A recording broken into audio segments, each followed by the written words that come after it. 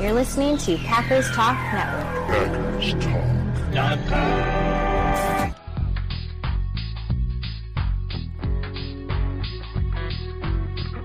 You're listening to No Huddle Radio on the Packers Talk Radio Network, your home for in-depth and thoughtful Packers analysis. I'm your host, Gil Martin. My co-host is my good friend, Sean Tehan. And in addition to this show, I write for the PackersPost.com and Cheesehead TV. And Sean was a TV sportscaster in Minnesota. We're here to talk Packers because you're all here for one thing, and that's a love for Green Bay football. Sean, how's it going? We are past the draft. We are past the schedule announcement. We enter a new phase of the offseason right now. I feel like we enter a new phase of the show with that music playing again and again. It's such a great song. It reminds me of Sopranos. It feels like, you know, we're business is getting done today. And that's essentially what it's twice as much business getting done today with twice as much music. But before we do get into our show, we're going to talk about our sponsor. Our show, again, once again, sponsored by Wisconsin's own Ticket King. For over 30 years, Ticket King has been providing Packer tickets to Packer fans, as well as Bucks, Brewers, and Summerfest tickets. You can find them on the web at theticketking.com or visit their locations in Green Bay and Milwaukee. Remember to support local Wisconsin businesses. That's theticketking.com. If you're watching with us on YouTube or Facebook, you can see it right there on your screen. Thank you so much for tuning in. You can watch every episode of No Huddle Radio with Gil and myself on Packers Talk Network on YouTube. Click on the bell while you're there. Turn the notifications on, and you can join the discussion, chat with us live.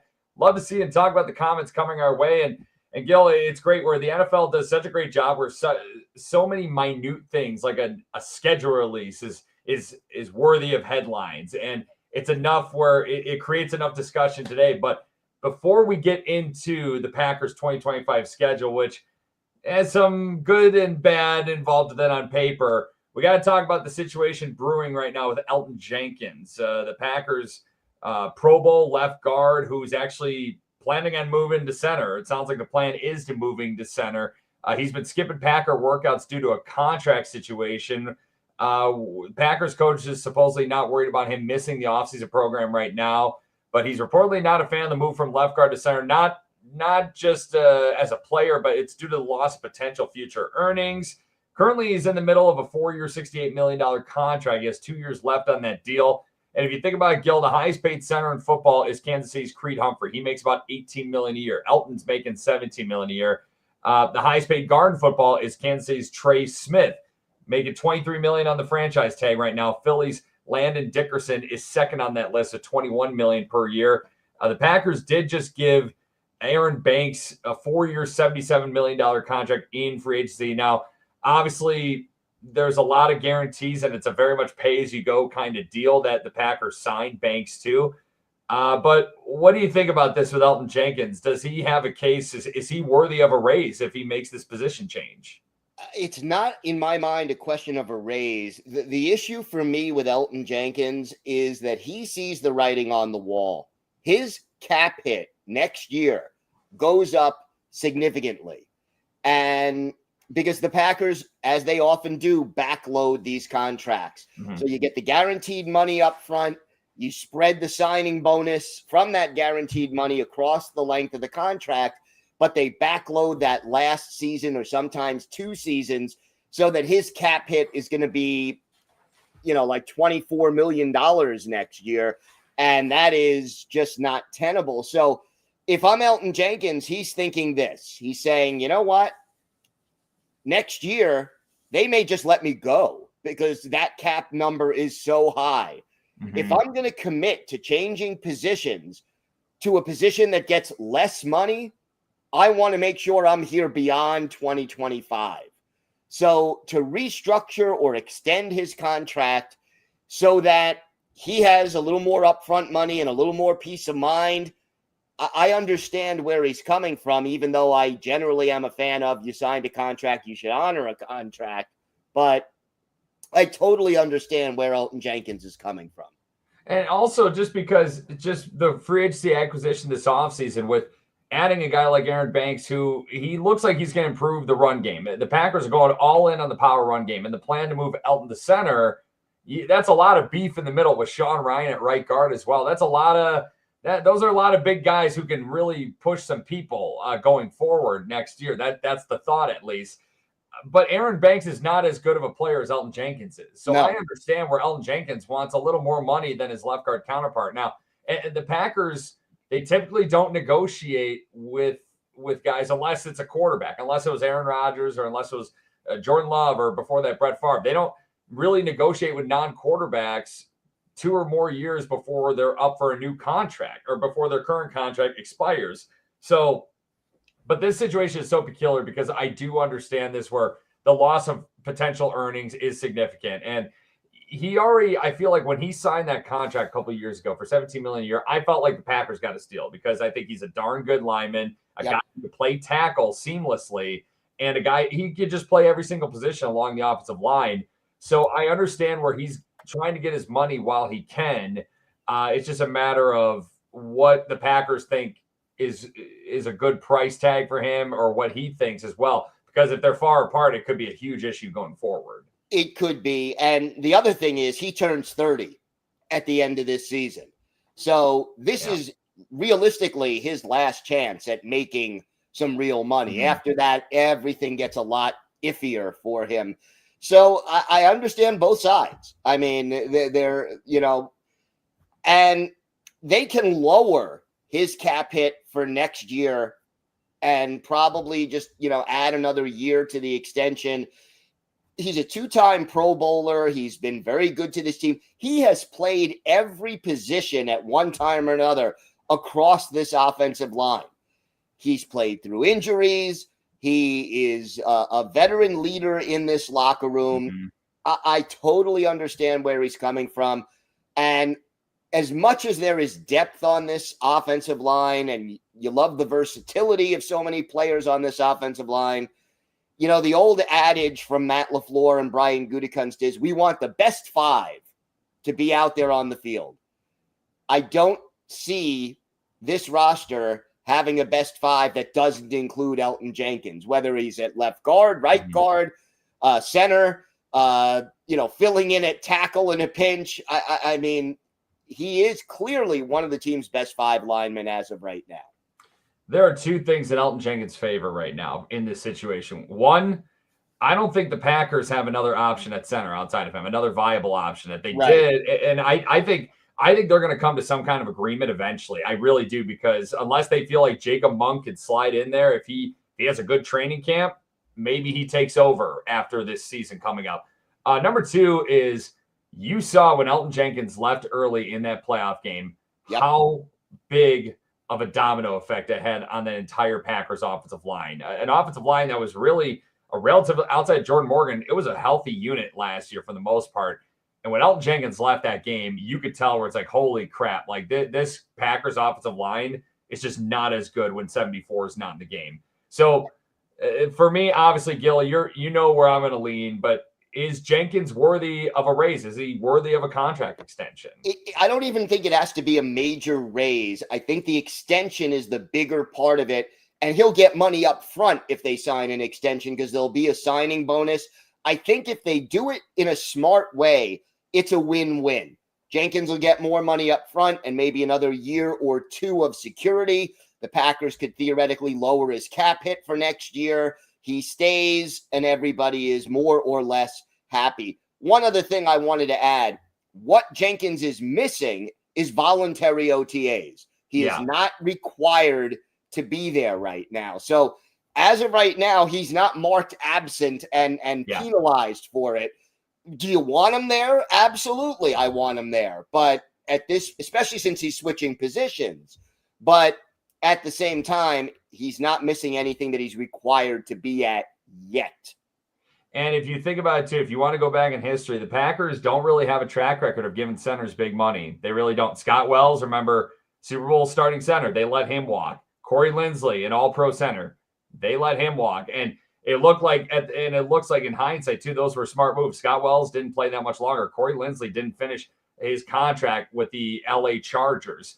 But for me, Elgton Jenkins, he's just so valuable because Corey Linsley was just a center. Scott Wells was just a center. Elgton is just, if he could play everywhere. And you never know, the Packers may draft a center in 2026 and they may move Elgton Jenkins to right guard, or they may move Aaron Banks to right guard and Elgton Jenkins to left guard. And, he could be out of the center position if they find a viable replacement for him. But he's just so good. He's one of your top 2 offensive linemen, and maybe he's not number 2 in my opinion. And obviously, Gil, I'm a big fan of his. I want to keep wearing this jersey a little longer. I want to keep wearing my Elgton Jenkins 74 jersey, because guess what? When I was at the draft this weekend, or last month, I didn't see anybody wearing an Elgton Jenkins jersey. I've been an Elgton Jenkins guy since he stepped foot in week 2 of his rookie season in 2019. I just hope something gets done. I hope there's a resolution on the horizon. Me too. I've always been a big Elgton Jenkins fan.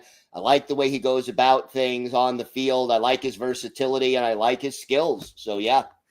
So, besides the contract situation with Elgton Jenkins, the Packers, their 2025 schedule, it has been released. NFL, the entire NFL, we know who's playing where every single week for 18 weeks of the 2025 NFL season. And Gil, I got to ask you right away, what stands out in the Packers 25 NFL schedule up ahead? Boy, a lot of things stand out. It's not an easy schedule. No. It's challenging the first couple of games, and then the stretch drive is murder. But the thing that stood out to me more than anything, too early with this bye week. Oh, yeah. Oh, my gosh. A week 5 bye. I saw that. I was like, you got to be kidding me. It's obviously, ideally, you want to get week 9, week 10. I very much prefer a later bye week, the better. But if you look at it too, Gil, where it's kind of interesting, where they have the week 2 Thursday night game against the Washington Commanders. There's a mini bye right there early in the season, in addition to the week 5 bye week. But then they also have a Monday Night Football game in the middle of the year. But they're playing against a Philadelphia team that will be coming off of their bye week, and a team that also beat you twice last year. And, they won the Super Bowl in dominant fashion just a few months ago. You play Thanksgiving Day at Detroit against the Lions. So you're going to have another mini bye week kind of in there later in the season. But but you don't. You realize the Bears, who they play the following week, are playing on Black Friday. Yeah. So it's a 1 day of extra rest advantage over the Bears. Yeah, it's a schedule that really doesn't do too many favors for the Packers this year. But I will say a thing that definitely stands out is that the Packers are finally getting a regular season home game to open a season. The first time in the Matt LaFleur era. How about that? Yeah, I actually wrote an article about it on Monday or Tuesday. So yeah, it was in my sights, thinking about that. And they've had 4 road games and 2 neutral site games under Matt LaFleur. They're 0-2 on neutral sites. They're 3-1 on road games, but they've never. The last home opener was when Aaron Rodgers got injured against the Bears on Sunday Night Football, came back and led the big comeback to 24-23 over the Bears. Yeah, and then I remember, what was the home opener before that was after they won the Super Bowl, when they beat the Saints, I think. Yeah. I believe so. And Randall Cobb introduced himself to the world with that kickoff return against the Saints. It was a really good game, a game that ended up being 42-34, super entertaining way to open up that 2011 NFL season. I do want to, speak of Aaron Rodgers though, Gil, I do want to point out Packers-Steelers, week 8, slated for Sunday Night Football. Aaron Rodgers is still currently a free agent. We don't know if he's retiring or if he's going to play. But with that being said, with the Packers and Steelers slated for Sunday Night Football, I know these are 2 of the most historic franchises in NFL history, in the entire league. But you got to think, with where they slated this game, the NFL thinks that Rodgers is going to be a Steeler, not if, but when. Yeah, and probably even if he's not, like if you've got a 60% chance, it's worth taking that chance, because that would be a spotlight game. The only thing that I think would have made it even better is if the game was at Lambeau. But, that's the schedule is what the schedule is. It's not supposed to be at Lambeau. So, but boy, the atmosphere would be killer if the game, prime time, Lambeau Field, Aaron Rodgers coming back. But I would take the Packers versus Aaron Rodgers in Pittsburgh if that's what it ends up being. Oh, sure. Absolutely. I just want to see it. You just hope that the guy's in his 40s now. You just hope that if he does decide to play, that he will be healthy enough playing at that point in the season. And who knows, I could see him just right before training camp saying like, yep, I'm signing with Pittsburgh. And I just don't think he wants to go through the offseason stuff. He's in his 40s. He can kind of choose what he wants to do now. He has that luxury in his favor, which is a good thing for him. But I will say one other thing a couple other things that really bother me about this schedule, Gil, and then we'll move on to predictions for the entire season. Weeks 3 to 8 could be a really tough stretch because 4 of those 5 games in that stretch are on the road. You have the week 5 bye in between. And then 3 of the last 4 games of the season is also on the road and not the comforts of Lambeau Field. So you got some tough road stretches coming up in the regular season. You have some tough road stretches, but the flip side of that, the toughest opponents that you have, you're facing them at home. The Eagles at home, the Ravens at home. You get the Lions obviously once at home. The Bengals are coming here. The Commanders are coming here. So a lot of the more difficult games will be at Lambeau, and I think there is something that will help the Packers a little bit. Maybe they win 1 or 2 more of those matchups, whereas if they were road games, it would be a little tougher. It just stinks where it's like this year, I feel like they finally get a regular season home opener in September. And I love September at Lambeau. That's probably my favorite time of year to watch a football game is September at Lambeau. And you get the home opener, but the thing is you get it in a year where you only get 8 home games and you have to go on the road 9 times. And you're already losing a home game right off the bat. And that's a bit of a bummer for sure. In fact, you're losing 2 because the first 2 games. First 2 games. Exactly. And then you got 6 home games and 9 road games the rest of the way after that. I will say a good thing. I'm happy the Packers are not playing internationally because the international sites have not been kind, especially with the injury front in the quarterback room where Aaron Rodgers broke his thumb or he had a bad thumb injury when they played across the pond in London against the Giants in that late loss. And then Love obviously hurt his knee that obviously I think it definitely affected him the entire 2024 season. Nobody's confirmed that, but I don't think Love's a guy who's going to make excuses, but that happened in Brazil on that terrible turf and just a nasty roll-up. So I'm glad we are staying away from going outside of North America coming up this season. Plus which, I do not like early morning games. I don't want to wake up to have to be ready to see a game at 9:30 Eastern or 8:30 Central. And what if you live out in California? It's 6:30 in the morning to watch the Packers play in London.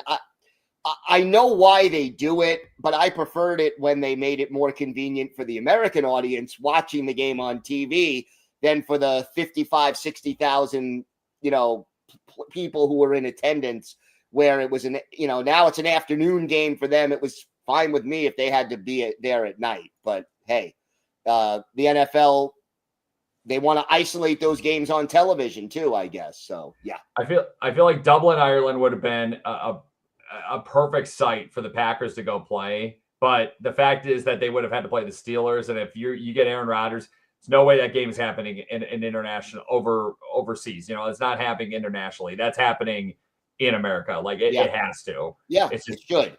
It's a primetime game for a reason. So and the Vikings are going overseas twice, if I'm not mistaken. 2 weeks and 2 weeks in a row. They're going to be over there for half of a month. That's crazy. And we'll see how that works out. Maybe they go 2-0, but it feels like they're kind of the Jacksonville Jaguars or the London Jaguars, being over there for 2 straight weeks. But we move on. And luckily the Packers, no international games, but let's have some fun with it because, hey, right now all we have is a piece of paper with every week and who the Packers are playing and when they're playing and so on and so forth. And we might as well predict it while we're here, right, Gil? We got our first crack at the schedule. So let's go one by one. Week 1 at home, the regular season home opener against the Detroit Lions. Detroit obviously has had Green Bay's number. They swept them last year. They won 15 games a year ago, lost right away in the playoffs.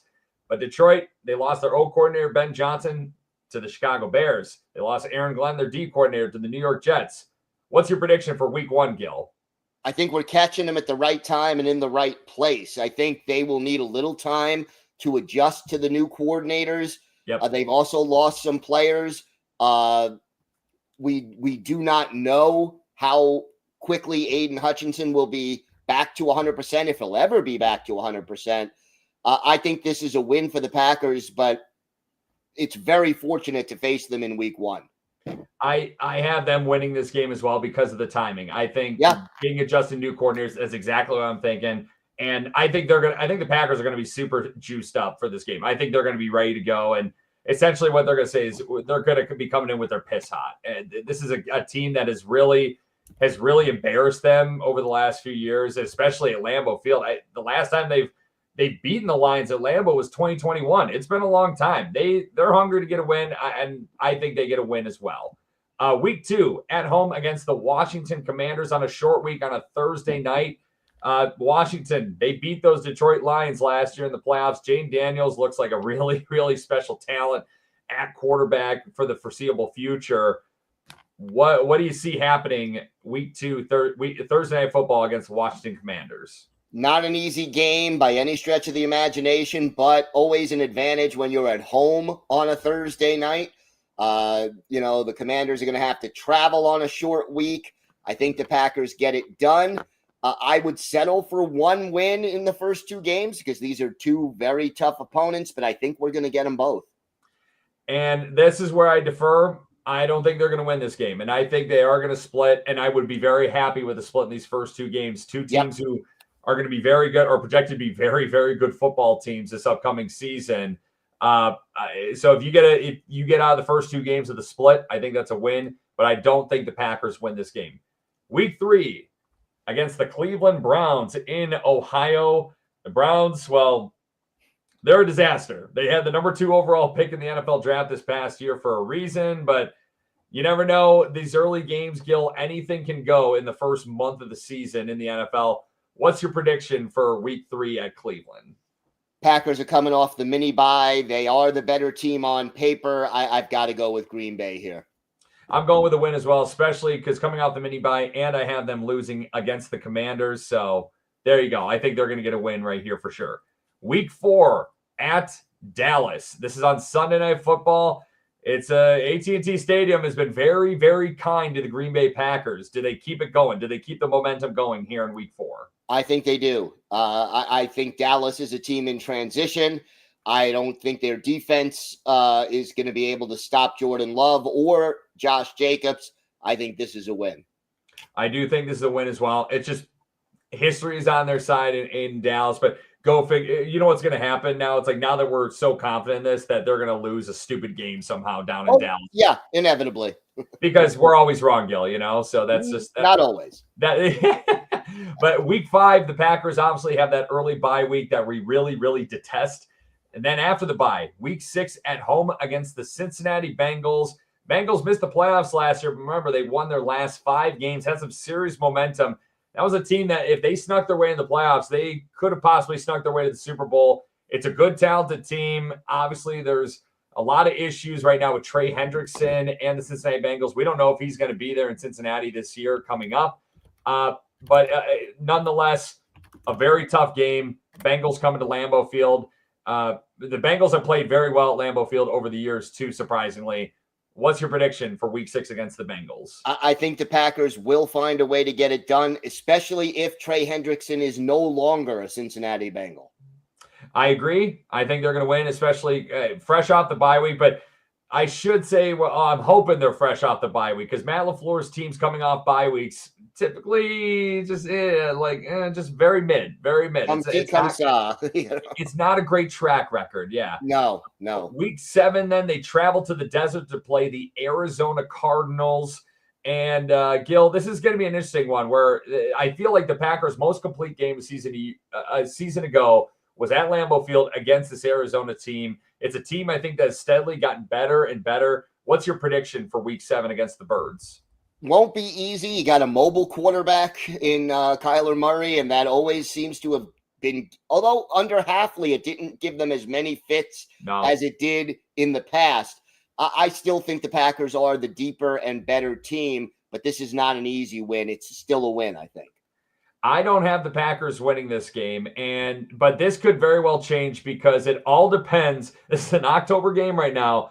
This all depends when the new Call of Duty video game comes out because I swear to you, Kyler Murray, there's that, remember that publicized homework clause that he had in his contract. Yeah. And when the new Call of Duty game comes out, his play is usually very good before it comes out, and it dips after it comes out. And this is around the time where you got to hope Call of Duty comes out a couple weeks beforehand, because we could be catching the Arizona Cardinals at the right time. But typically around this time of year, Call of Duty is not out. So I have the Packers losing a tough one in Arizona. Week 8 at Pittsburgh. Will we see Aaron Rodgers? Will we not see Aaron Rodgers? The game is scheduled for Sunday Night Football in the Steel City. Gil, what's your prediction for this one? I think this is a loss here on Monday Night Football or Sunday Night Football in Pittsburgh. You're not going to win them all, and if Rodgers is there, he's going to have even more incentive, I think. If Rodgers is not there, I think the Packers' chances of winning may go up a little bit. It's not who you play, but when you play them. And if the Packers are coming off a loss like I predict, I think they win this game just to get back on the right track. And I think they beat the Steelers in Week 8 at Acrisure or Heinz. They had the ketchup bottle there for a long time. It's always going to be Heinz Field to me. Week 9 at home against the Carolina Panthers. Panthers were a bottom 10 team last year, but a team that got better as the year went on. Seems like they have the right head coach. Bryce Young's things seem to be clicking for him as the season went on. This could be a sneaky game, Gil. What's your prediction at Lambeau Field Week 9 against the Panthers? It is a sneaky game, but it's at home, and I think, again, the Packers are the better team. Yeah, I think because it's at Lambeau, I think the Packers get a win. I think that's going to be a huge factor. I hope it's a little cold for this game, too. Yes. Just get the Panthers out of their comfort zone, essentially. Week 10 against the Philadelphia Eagles at Lambeau Field on Monday Night Football. The Eagles will be coming off their bye week, an Eagles team that beat the Packers twice last year, dominated in the Super Bowl. What's your prediction for this game? I can't pick it as a win. I really want to. I'm glad the game is at Lambeau, but I still see that the trenches is where the Eagles are so good, and I think the Eagles find a way to win. And they're going to have a little extra incentive with the Packers banning the tush-push proposal. I wouldn't be surprised if they run it 5, 6, 7 times in this game. See, the thing is, though, it's like the Packers put their name on it, but there are so many other teams who want it banned too. But it's just Mark Murphy did the entire NFL a solid, or half the NFL a solid, who wanted it banned. But I agree with you, Gil. I don't think they win this game. I'm not predicting them to beat the Eagles until I actually see them beat this Eagles team. I just think Philly's head and shoulders a better team than everybody in the NFC right now, and I think the Eagles get that win. But I think it's going to be – I think they're going to play them tight, but I think the Eagles will get that win.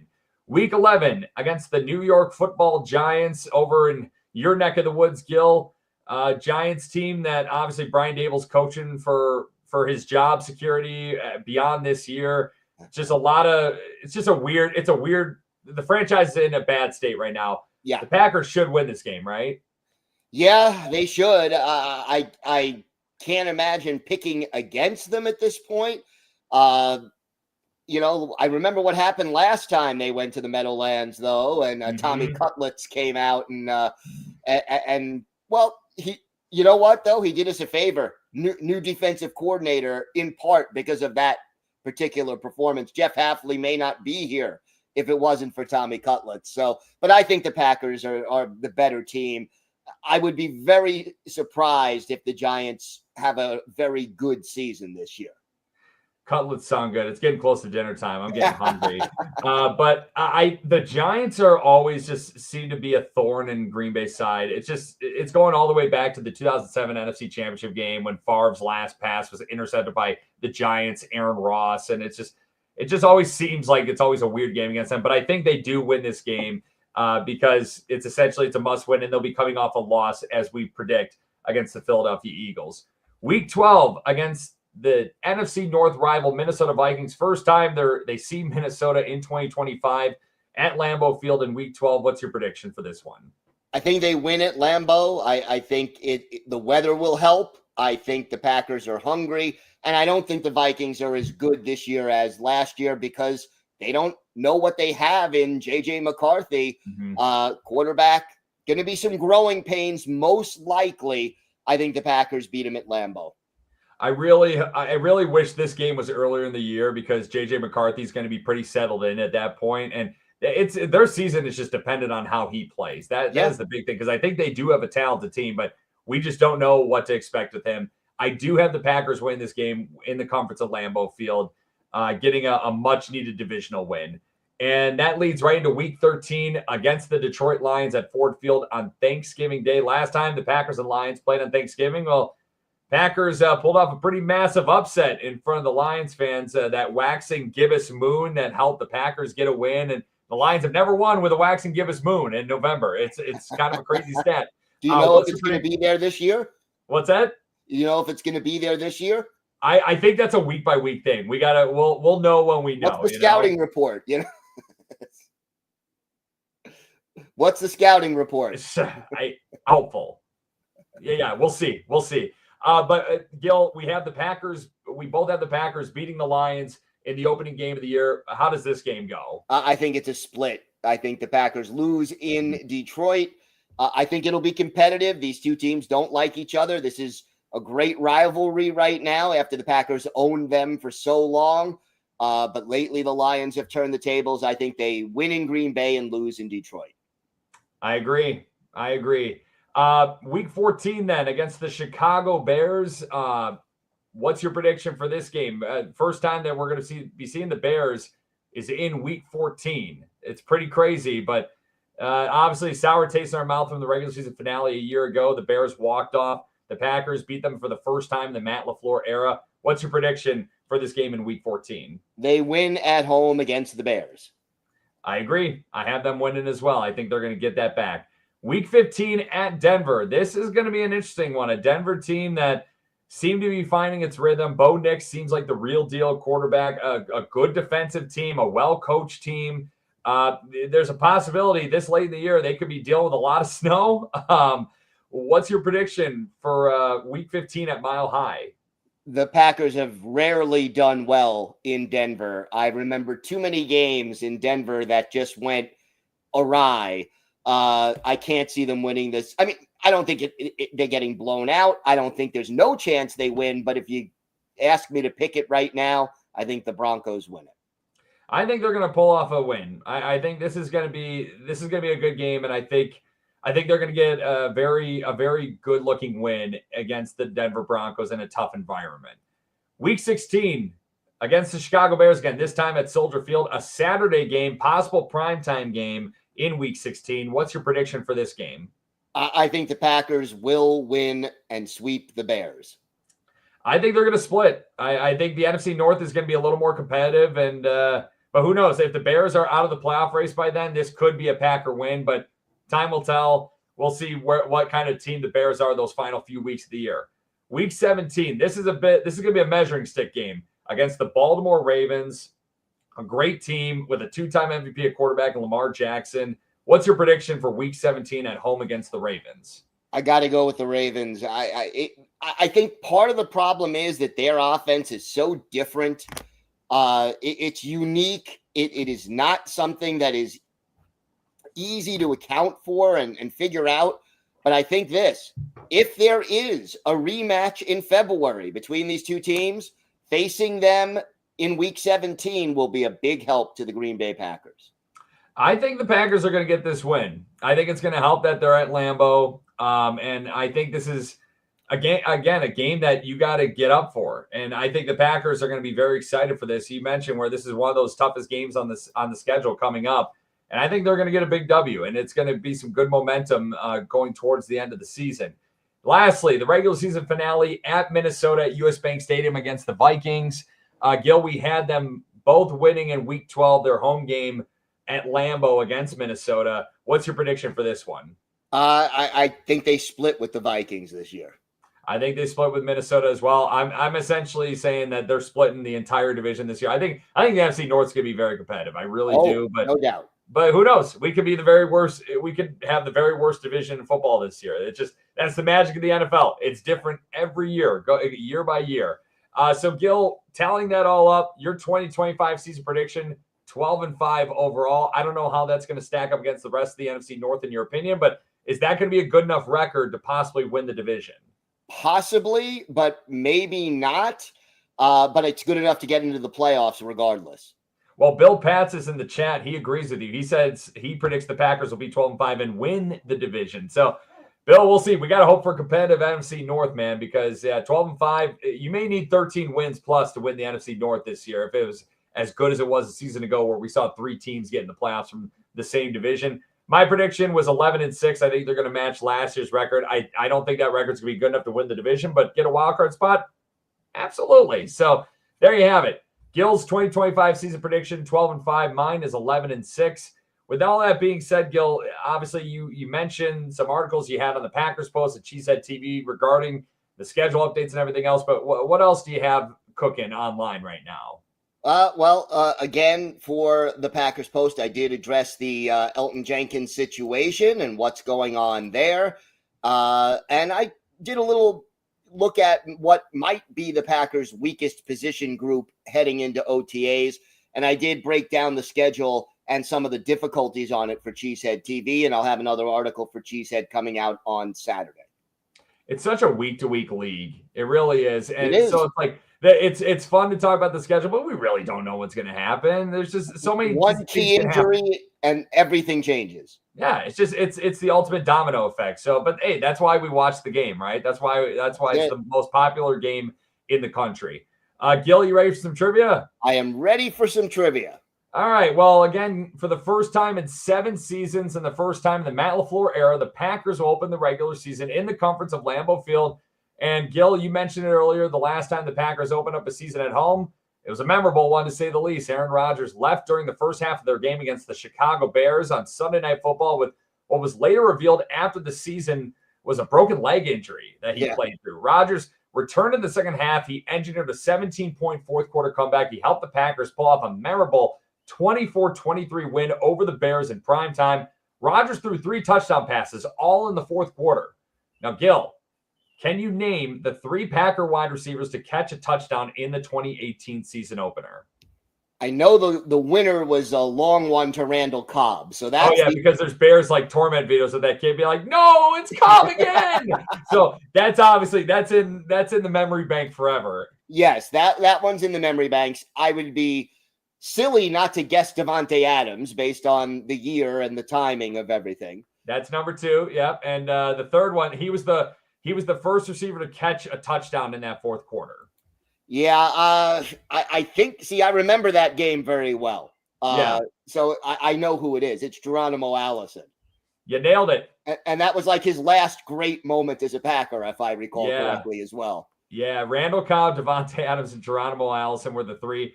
And that again, that comeback, and Gil, you could probably reiterate this too. The comeback started with Rodgers throwing a perfect ball to Allison in the back corner of the end zone for a 39-yard score. I remember watching that live where it's like, there's no way he stayed in bounds and like secured that. And somehow he did. And it was an absolute perfect throw. It was a ridiculous catch and ridiculous footwork by Allison on that play. And then a few minutes later in the game, Adams was the recipient of touchdown number 2, found his way into the end zone from 12 yards out. And then the one that we all remember from this game was when Rodgers hit Cobb on the dart on 3rd and 10, which Cobb took 75 yards to the house.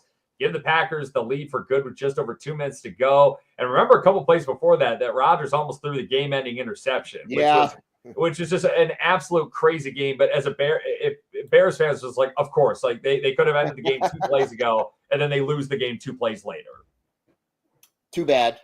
Yep, too bad. It's like, hey, that was one of the lasting good memories from the Mike McCarthy era for sure. Was that comeback when my wife and I were in Minnesota at the time, and I remember we were just jumping around like crazy. Our roommate was downstairs and was woken up in the middle of the night because we were jumping around like crazy watching that finish. So it is what it is. But hey, the Packers, man, nothing gets my heart racing like Green Bay Packers football. Am I right? Exactly. and great memories. Mm-hmm. All right. Well, that is going to do it for today. We'll be right back here next week. Follow us on Twitter at all things Packers, or to ask us questions, or you can email us at gbpackerssean@gmail.com. Make sure you're subscribed to Packers Talk on iTunes, Google Play, Spotify, YouTube, or wherever you get your podcasts. Big thanks to PackersTalk.com for powering our show. Thank you for listening. Until next time, go Pack Go. Go Pack Go.